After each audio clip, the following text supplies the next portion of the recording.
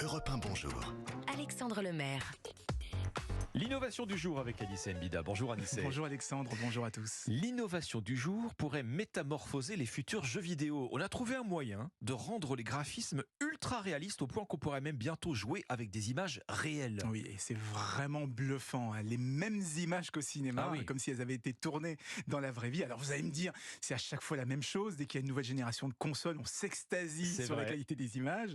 Et c'est vrai qu'on a fait quand même un bond considérable depuis les gros pixels des années 80, même avec les plus beaux jeux sortis ces derniers mois, même avec les cartes graphiques les plus puissantes, on peut pas toujours parler de photoréalisme, hein. C'est magnifique, mais on voit encore que ce sont des images qui sont produites par un ordinateur. Et bien des chercheurs d'Intel ont trouvé une astuce pour convertir des images de synthèse en images vraiment photoréalistes.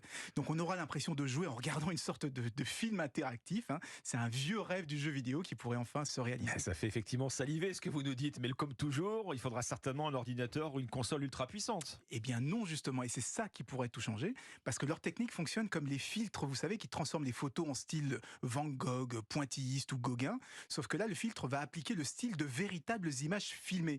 Alors pour que ça fonctionne, il faut d'abord tourner des images réelles le plus proche possible de celles qu'il y a dans le jeu.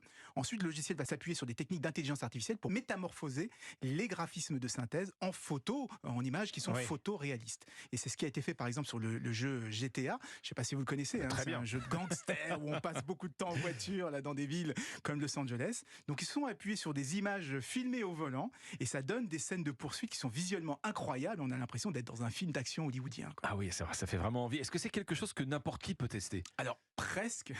La technique a été mise à disposition en accès libre, donc n'importe quel éditeur de jeu va pouvoir l'intégrer à son prochain opus.